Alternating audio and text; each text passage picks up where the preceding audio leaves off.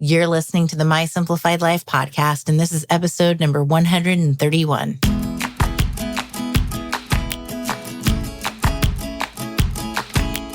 Welcome to the My Simplified Life podcast, a place where you will learn that your past and even your present don't define your future. Regardless of what stage of life you're in, I want you to feel inspired and encouraged to pursue your dreams, simplify your life, and start taking action today. I'm your host, Michelle Glogovac, and I'm excited to share my stories and life lessons with you while taking you on my own journey.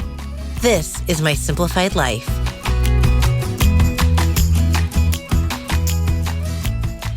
Hey friends, welcome back to another episode. I'm your host, Michelle Glogovac.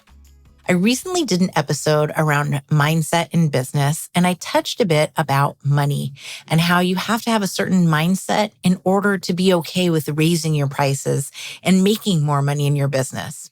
I am so stoked today to have my guest, Nicole on, who is not only a licensed clinical therapist, but she's also a financial therapist. Nicole's sharing how she fell upon this career and how she's helping mainly women who are female entrepreneurs get comfortable with their money situation. And by comfortable, I mean she's telling them how to take their money on a hot, steamy date and rekindle that relationship so that the dates become a long-lasting, successful marriage. We had so much fun recording this, and I'm not sure how 30 minutes blew past, but I know that you're going to learn a lot, and I promise we're going to want to hear back from her again. Hello, Nicole. Hey, Michelle. I'm so excited to chat with you because it's so much fun. Me too. Can't wait. Been looking forward to it. Me too. Can you introduce yourself to everyone before we just dive in? Sure. I'm Nicole Icavoni. Yeah, my last name's tricky. I am a licensed psychotherapist. I've worked in mental health for about 20 years in a bunch of different capacities. Former police officer. That's a whole other story. I didn't know that. Oh, yeah. My career has taken the scenic route, my friend. And I'm also a financial therapist. Try to figure out how I landed in that spot, right? Sort of by accident. And as a financial therapist, I help women entrepreneurs to heal their relationship with money, work through all the messy money baggage that we all have, figure out how to make more profits in their business in really fun, non-sleazy ways, and manage their money strategically. So I'm basically on a mission to empower women to take a more active role in their financial lives. And I love the work I do. I really do. More than being a police officer, because I kind of like telling people when they've done things that are wrong.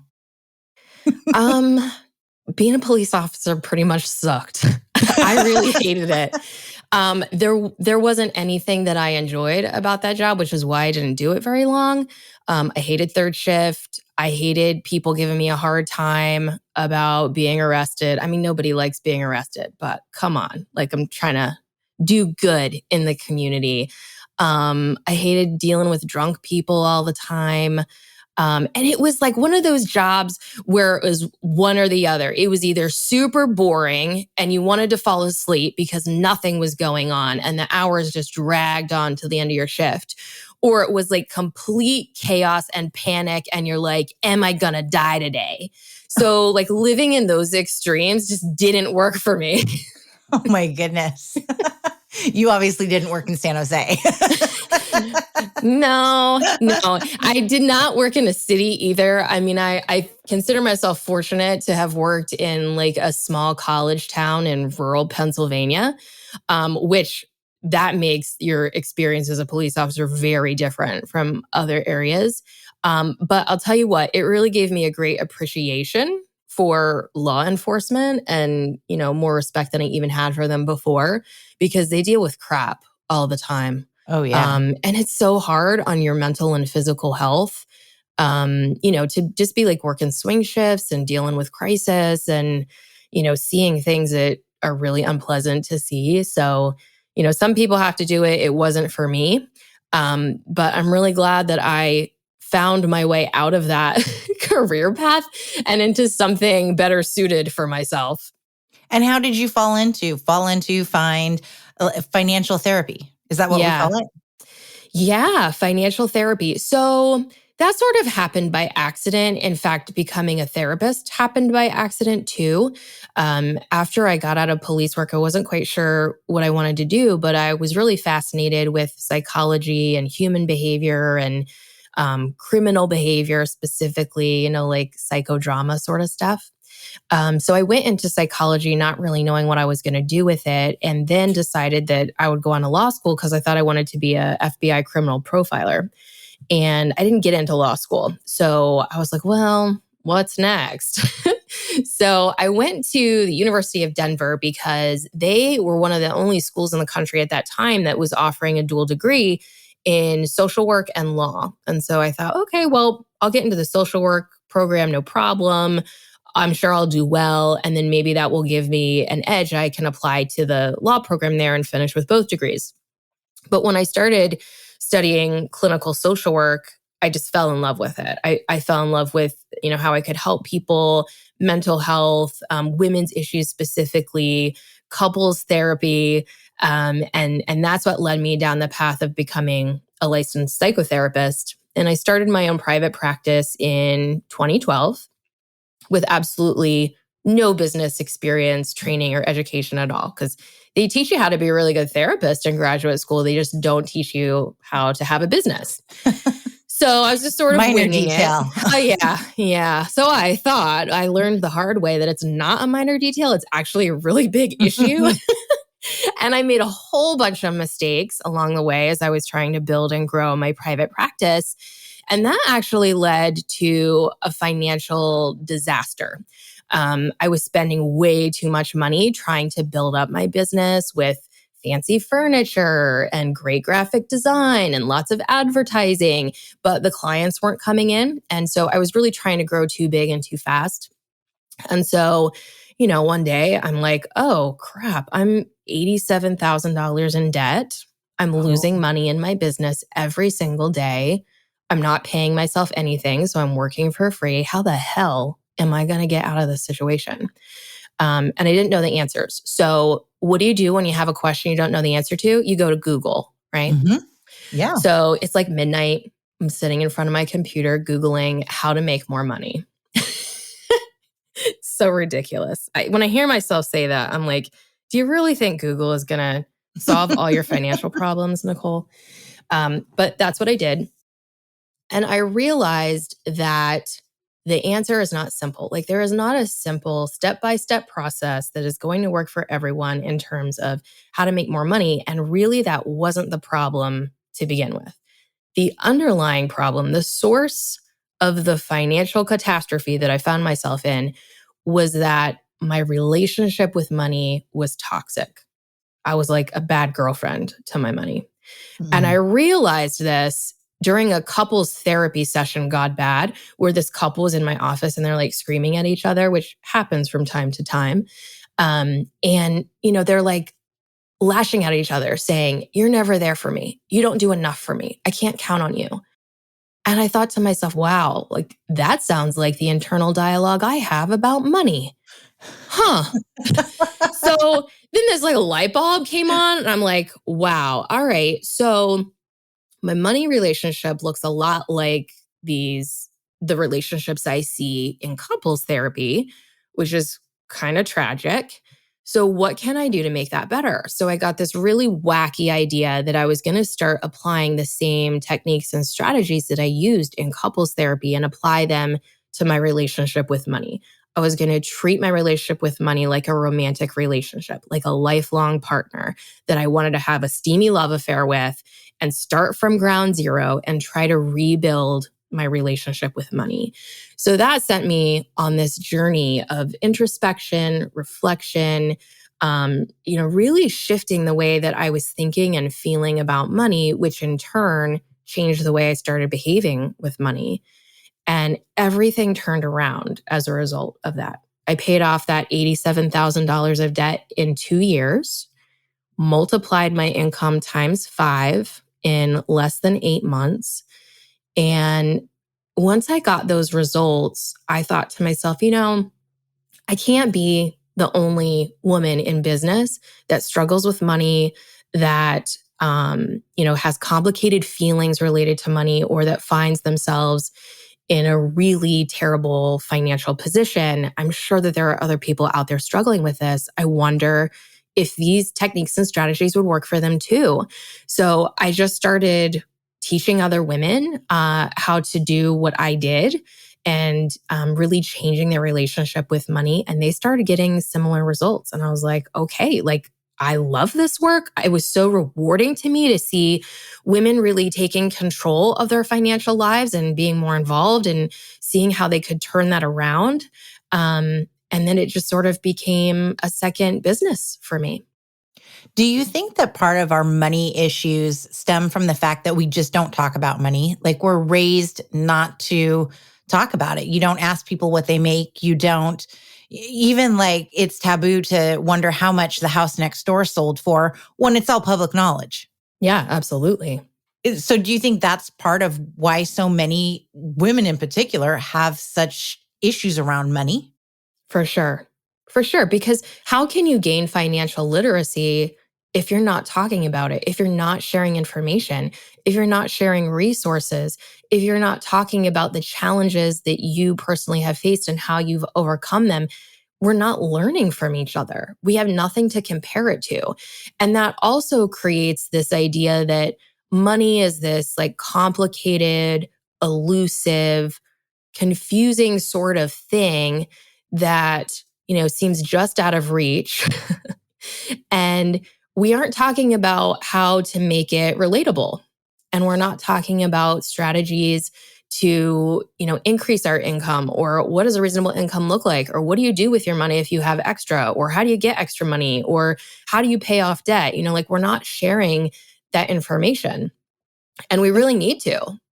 And so where do you start with someone when they come to you? Like, let's say I came to you and I'm like, I just want to increase I want to have a hot, steamy relationship with my finances, Nicole. Yes. Where do I begin? What's the first step on our first date? Yes. So here's the thing that I have found is the most common sticking point for people, and this is men and women alike, when it comes to finances, and that is avoidance. Okay, because money brings up a lot of complicated feelings, not always great. We don't always have great memories with money. A lot of us have made mistakes with money in the past. I think pretty much everybody has. And so, when we think about financial challenges, we just want to ignore them, brush them under the rug, not have anything to do with them, because when you face that, it's difficult. It's painful sometimes to see what's really going on there. But that is the first step, is to look and see what is going on with your money, to make time for it.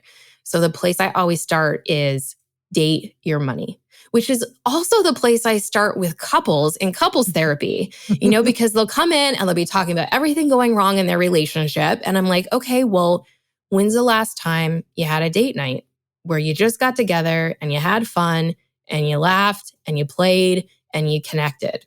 And they're like, well, we usually just fight on date night, so we don't go anymore. Oh, man. And that's what happens with money too. It's like, oh, when's the last time you looked at your bank account to see what all your expenses are? Oh, I hate doing that, because the last time I did that, I realized I spent $500 at Starbucks last month. And that felt really awful. So part of it is making time to tend to your finances, to really see what's going on there. The other part of it is to make that money date really fun and flirty. Okay, so attach some sort of reward to that experience. Make it like really swoon worthy, like something you look forward to. So like maybe you'll have your money date in a coffee shop and get your favorite hot beverage and put your earbuds in and listen to your favorite music while you go through your expense spreadsheet, or while you create your budget. If you don't have a budget, you need a budget. If you do have a budget, you'll want to see if you're on track, right? Try to add something fun to that experience so that you don't put it off and avoid it. Mm-hmm. And then the third aspect is changing the way that you think about money. So the way that we want to approach it is to personify money, to kind of give it a personality or a character and see it as a lifelong partner. Like, what would you say to your partner or your spouse, like somebody that you really love and adore, you probably wouldn't say things like, "You're never there for me. I can't ever count on you. You suck." We say that sort of Hopefully stuff not. to money. No. And if we do say that stuff, they're not going to stick around very long. And the same Right. goes for money, right? Like if in your mind, you're always thinking, I never have enough money. I'll never get enough money. I'll never be debt free. Well, that's going to become a self-fulfilling prophecy. We experience what we expect to experience. So we need to change the dialogue and try to frame it as like, you want to be the best girlfriend to your money that you possibly can be. You want to take care of it. You want to love up on it. You want to spend quality time with it during these money dates. You want to, thank it for everything it does for you, because money does a lot for us. We often take that for granted, but it really does. So, it's dating your money, setting aside time for money dates, and really starting to change the way that you think and feel about money by framing it as though it were like a romantic relationship. That's where we start. This reminds me of over the weekend, I was with some girlfriends and two of us own our own businesses. And every once in a while we'll connect on like, how are you doing in your business? Like, what's the money looking like? And we both have had really great years financially. And she admitted, she goes, I think I'm a little too much addicted to making money. I go, oh no, I'm totally addicted. Like I love making money. Yep. I have, the hundreds chart that they give you when you're in grade school. I have one. And for every 1,000 that comes in, I mark it off. Awesome. And I'm like, I've been doing this for years because I get a high out of like, look, this is what I made 2 years ago. There's more boxes here and there's more boxes here. Yeah. And I love that. I think it's awesome. Except that the difference between her and I was that she said, well, I spend it the way it comes in. Like I make it and I spend it. And I said, oh, well, I act as if I'm completely poor. And I will literally be like, oh, we can't afford that. Yeah, we can. But in my mind, I'm like, oh, but we shouldn't. Yeah.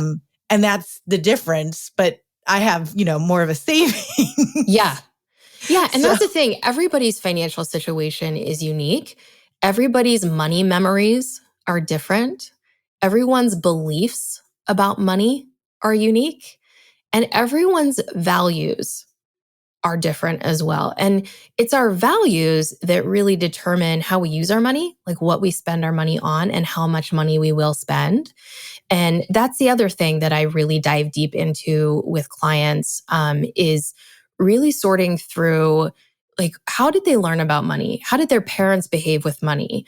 How much money did their parents have? What were the takeaways or the lessons that they learned about money based on their childhood experiences with it or their first memory with money? That can have a lasting impact on us. Our first memory. And this would really explain why I act as if we have no money. Yeah.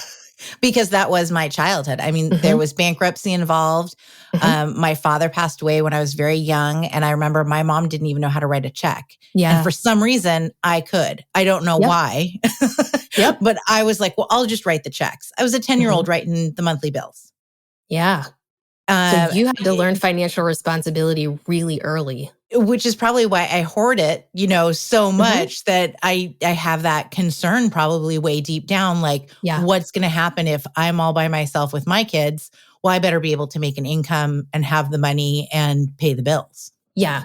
And when it comes to spending money, like it's not necessarily how much you spend or how little you spend, it's why. Why do you spend that money or why don't you spend that money? And do you want that to change? Right? Like, because some people take it to the extreme and they spend way too much. They live beyond their means.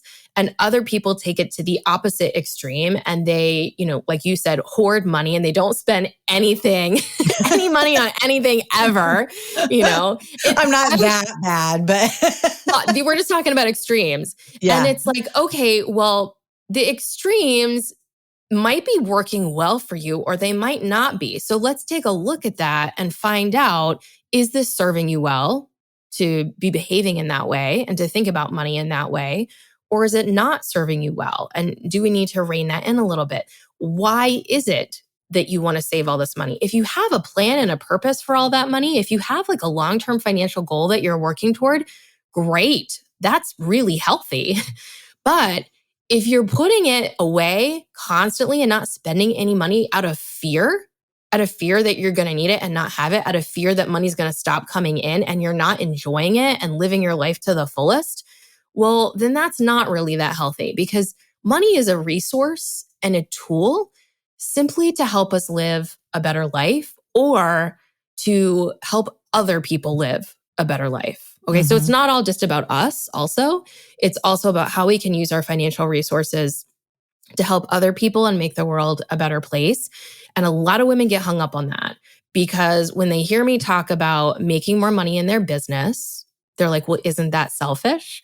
Or when they hear me talk about keeping money for themselves instead of just handing it over to every Joe Schmo that comes along, asking them, to buy this, buy that, sign up for this program, buy this class, whatever. They're like, well, isn't that selfish to be picky and choosy about letting go of my money?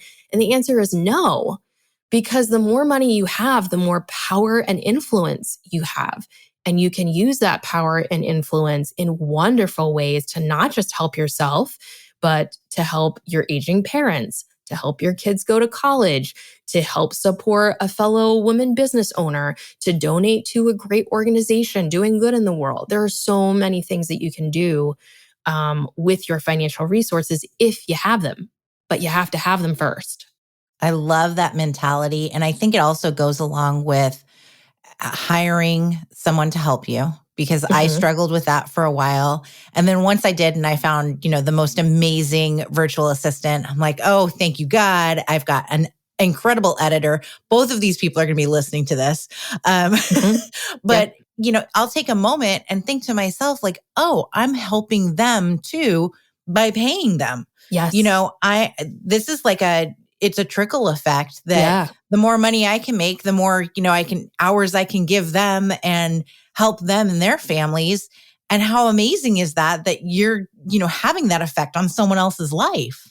Yeah. And here's the other benefit to that is the more you give, the more you get in return. That's just how the universe works. Okay. Yes. That was another topic over the weekend too, about abundance. And there's enough for all of us. There's plenty, and there's enough to give too.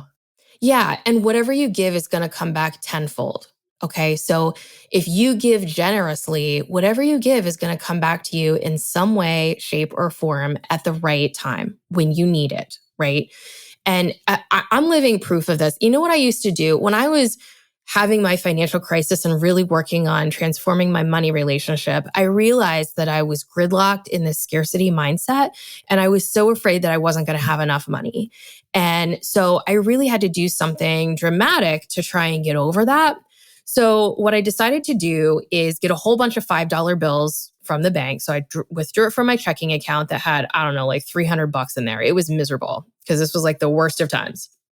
So I got all these $5 bills and I walked around random parking lots and I would put these $5 bills under windshield wipers and I would just leave them for strangers. And in my mind, I would think to myself about how delighted that person would be when they go out to their car at the end of their long, stressful workday and they get in and then they see this $5 bill left at random. And they're like, hey, I can stop and get myself a donut and a coffee on the way home tonight. Or, oh my gosh, this is so awesome. It's like, it's only $5, but still it would delight someone and surprise them. And that made me feel so good just doing that. And I honestly believed that really helped me overcome the fear, because after that, then my business started picking up and more money was coming in, far more than what I put on windshield wipers.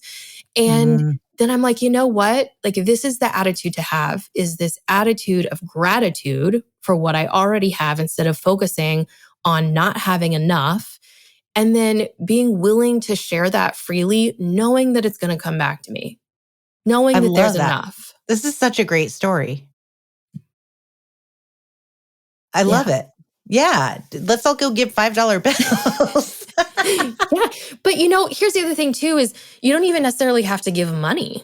You have a whole bunch of other resources that you can give too. You can give time, attention, compliments or praise, encouragement, a hug, a good review for somebody's business, all that shit is going to come back to you tenfold too, right? All of that shit. All of that shit is. All of that is. So I know we're getting a little woo-woo here with like manifestation in the universe and all of that, but it's also about mindset, okay? And psychology is powerful. We know placebo effect works, right? Because you experience what you expect to experience. That's what placebo effect is.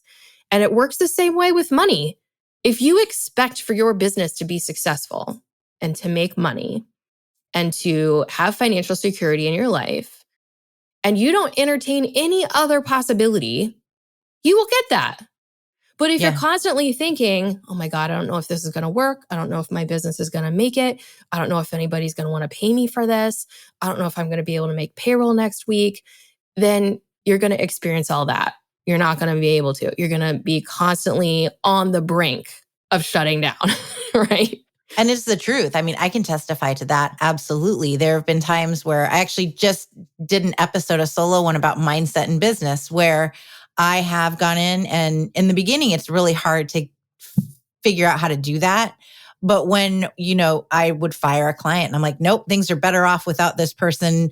The right one will come along. It's just like dating, right? Yes. I'm better off alone than I am being miserable. Right. And then poof, another client comes, they pay more, they're a better fit. And it just keeps going like that. And I think another part is to surround yourself with people who not only believe in that mentality, but believe in you as well. To have that reinforcement of, I can make this money. Yes, I'm worth making this money. I am worthy of making this money. And that's how it happens. Yeah. And then also having people cheering you on when you're making decisions about what to do with the money that you have. Because here's the thing, if you have money, you can make more money from that money, right? Yeah. So it's just like a snowball effect, but the key is that you have to know how to do that. But you have to talk to other people about that too, preferably someone that is like a little bit further along than you are, so that they can teach you, here's what I did with my money in terms of investments or paying off debt, or, how I take out loans for my business, or, how I make spending decisions or whatever, kind of like a money mentor. I do a lot of money and business mentorship in my work. And it's mostly just teaching other people what I have done that has worked and what I've done that hasn't worked, so that they can spare themselves making the same mistakes that I did. And so they can replicate the things that were useful and helping them get to the next level in their financial life. I think we all need that. I mean, we have business mentors, right? To help us. Why not have a money mentor to help us make decisions about that and to figure out what we're doing that isn't really working too great for ourselves? Absolutely. So how do people come and work with you? I want to come work with you, even though I get to talk to you every month. Yeah. I would love to work with you, Michelle. You're so much fun. But I think you're doing a great job with your money from what we have already talked about outside of this conversation. You can visit me at my website, NicoleLacovoni.com. I have a newsletter that I send out weekly that gives a lot of free information, tips, and advice on how to grow your business, on how to make more profits, on how to manage your money strategically, and most of all, how to build a lifelong love affair with your money. And I will say that people actually like to read my newsletters because I do make them pretty entertaining. It's not one of those that you're just going to see pop in your inbox and then hit delete. I think we can all tell from the hot, steamy date and stuff. Yeah, for sure. And the personal stories. Like, I'm an open book, so I share a lot of personal stories from my own life, the good, the bad, and the ugly. And I use myself as an example and make fun of myself quite a bit. And that can be entertaining as well. So that's a way to get free help from me. And then I also have a paid online program called Money Therapy. It is a year-long online program for women entrepreneurs. And it's basically helps them to heal their relationship with money, really build a business that they love, that's unique to them, not like one of these cookie cutter sort of models, and learn how to make money in their business doing work that they really love, and then gives them really practical, strategic money management tools to help them make good decisions with their money, gain financial confidence, and build stability in their financial life. I love it. You are changing the world. I hope so. You are $1 at a time. I love it. I love it. $1 at a time. $1 is powerful. I had a student that said to me after she completed the money therapy program, she's like, the greatest takeaway from this class was that I should never underestimate the power of small amounts of money. And she revealed that before she started the class, she thought that she would need to have a huge windfall of money to really become wealthy and successful and feel financially secure. But through working on the program, she realized that isn't really how things happen most of the time. We see it a lot on social media, people saying, oh, I had a 6-figure launch and blah, blah, blah, all this like overnight success sort of stuff. But that's, the exception rather than the rule. But really how people get wealthy is they're very intentional about how they use their money. And any little extra they get, they make good decisions with it and they put it to its best use. And that accumulates over time and can add up to be a huge amount of money. And that's what she learned in the program. And that really stuck out to me. And I tell people that story all the time because it's so true. Like you think $1 is just $1 and it doesn't count for much, but that's the start of something really great. I love that. And next time you're going to have to come on and talk about investments. Absolutely. I'd be happy to. A lot of women feel really intimidated by investments. Like it's super complicated. I used to feel that way too. And then I learned a lot about them and how simple they can be. I'm not great at math. I'm not a financial planner, but I'm crushing it in my investments, managing them myself because I learned the rules of the game. As long as you know the rules of the game, you can know how to play it and win it. But we have so many people telling us, oh no, you won't understand it. It's too complicated. You need to outsource that. You need to hire a financial advisor. And I fired 2 male financial advisors because I realized they were taking advantage of me. And that motivated me even more to manage my own money. And that's what I teach other people too, because I'm a big believer that every person is the expert on themselves and they know their hopes, dreams, and desires better than anybody else will. And what's going to get us our hopes, dreams, and desires? Money. So shouldn't we be the ones making the decisions about our money? I think Absolutely. Oh yeah, you're going to come back for another episode just on investments. Yes, I can't wait. Thank you so much, Nicole. My pleasure. This has been so much fun. Okay, who else is ready to go on that first date with your money? I, for one, am so excited to connect more with my finances, to make it that hot, steamy date and relationship, and to make it last for a long, long time. I, for one, am happy to admit that I love money. I want to make more money. I want to invest my money. I want it to grow. And I want it to be beneficial, not just for me, but for my children and for others. And to make it a positive thing. Money shouldn't be negative, and we need to stop that kind of mindset from anyone, especially ourselves. So this week, go have that coffee, go grab a glass of wine, review your budget, and start to reconnect with your money in the same way that you're connecting with that person that you love in your life.